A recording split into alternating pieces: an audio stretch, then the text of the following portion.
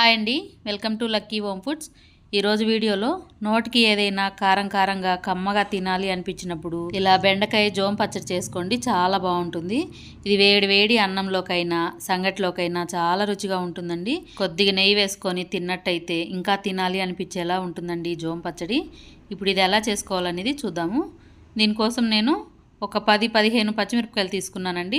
ఇవి కొంచెం ఘాటు ఎక్కువగా ఉన్న పచ్చిమిరపకాయలు. మనకి ఇలా ఉండాలి, అప్పుడే మనకి పచ్చడి నూరుకున్నప్పుడు కారంగా కమ్మగా ఉంటుందండి పచ్చడి. ఇప్పుడు దీంట్లోకి ఒక 5 బెండకాయలు తీసుకున్నాను. లేత బెండకాయలు చూడండి ఈ సైజులో ఉన్నాయి. అలాగే 2 టమాటాలు. మనకి ఈ టమాటాలు మెత్తగా మాగిన టమాటాలు అయితే బాగుంటాయండి పచ్చడికి. ఇప్పుడు వీటిని ఉడకబెట్టుకోవాలి. ఒక బాండీ తీసుకొని దాంట్లోకి పచ్చిమిరపకాయలు వేసుకోవాలండి. ఇప్పుడు టమాటాలని ఇలా 4 ముక్కలుగా కట్ చేసుకొని వేసుకోవాలి. మధ్యలోది మనం కట్ చేసుకోవాలండి, లేదంటే అది ఉడకటానికి టైం పడుతుంది. అది వేసుకోకుండా కూడా ఉండాలి. ఇప్పుడు బెండకాయలను ఎలా కట్ చేసుకోవాలనేది చూద్దామండి. మనం ఇలా మధ్యలో కట్ చేసుకొని ఒక్కసారి లోపట ఇలా చూసుకోవాలండి, పురుగులు ఎక్కడైనా ఉంటాయేమో. ఇలా 2 ముక్కలుగా చేసి వేసుకోవాలి.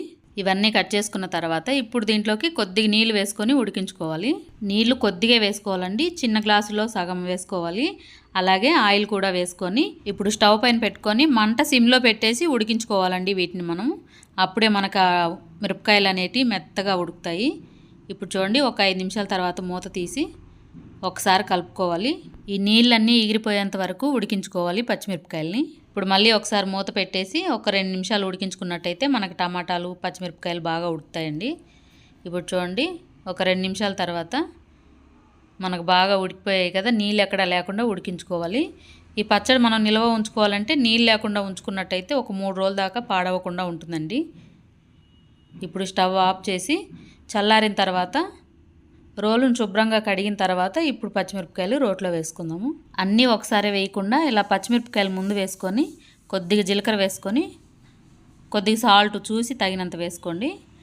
అలాగే చింతపండు. ఈ చింతపండు మనం పచ్చిమిరపకాయల ఘాటును చూసి దానికి తగ్గట్టుగా వేసుకోవాలండి. మనకి పులుపు ఎక్కువైనా పచ్చడి బాగోదు, అలాగే సప్పగా ఉన్నా కూడా మంటగా ఉంటుందండి ఈ పచ్చడి అనేది. ఇప్పుడు ఇలా కచ్చా పచ్చాగా దంచుకున్న తర్వాత ఇప్పుడు టమాటాలు వేసుకుందాము. టమాటాలు కూడా కొంచెం మెదిగిన తర్వాత అప్పుడు మనం బెండకాయ ముక్కలు వేసుకోవాలి. మనం ఇలా పచ్చడి నూరుకోవాలి అనుకున్నప్పుడు రోట్లోనే దంచుకోవాలండి మన జోం పచ్చడిని. మనం ఏ పచ్చడి అయినా సరే ఇలా రోట్లో దంచుకుంటే మంచి రుచిగా ఉంటుందండి.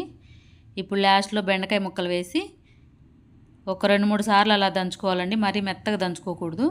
దీంట్లోకి ఉల్లిపాయ సగం ముక్క వేసుకొని ఇలా దంచుకోవాలి. మనం కట్ చేసి వేసుకుంటే టేస్ట్ ఉండదండి పచ్చట్లో. ఇలా వేసి దంచుకున్నట్టయితే దాని రుచి అనేది చాలా బాగుంటుందండి. ఇలా మనకి ఉదరా దంచుకున్న తర్వాత ఇప్పుడు దీన్ని తీసుకుందాము. చూడండి, పచ్చడి మనకి ఇలా ఉండాలి, మరీ మెత్తగా ఉన్న రుచిగా ఉండదండి. ఇలా మనం ఉదరా దంచుకున్న పచ్చడి భలే రుచిగా ఉంటుందండి.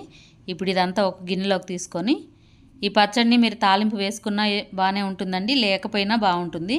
నేనైతే వేయట్లేదు తాలింపు. ఇప్పుడు చూడండి, ఒకసారి కలుపుకొని చూద్దాము. బెండకాయ జోం పచ్చడి రెడీ అయిపోయిందండి. ఇలా ఉదరా దంచుకున్న పచ్చడి భలే రుచిగా ఉంటుందండి. ఇది వేడి అన్నంలోకైనా సంగటిలోకైనా చాలా బాగుంటుంది. ఇది అప్పట్లో మన పెద్దవాళ్ళు చేసుకొని తినే పచ్చడి అండి. ఇప్పుడు మిక్సీలో వేసుకొని మనం పచ్చళ్ళు అనేటివి మర్చిపోయాము. ఇలా రోట్లో నూరుకొని తిన్న పచ్చడి అయితే భలే రుచిగా ఉంటుందండి. ఒకసారి ట్రై చేసి చూడండి, ఎలా వచ్చిందనేది నాకు కామెంట్ చేయండి. వీడియో నచ్చితే లైక్ చేయండి, మీ ఫ్రెండ్స్కి తెలిసిన వాళ్ళకి షేర్ చేసి లక్కీ హోమ్ ఫుడ్ ఛానల్ ఇంకా సబ్స్క్రైబ్ చేసుకోకపోతే వెంటనే సబ్స్క్రైబ్ చేసుకొని పక్కనే బెల్ బటన్ ఉంటుంది, క్లిక్ చేయండి. Thank you.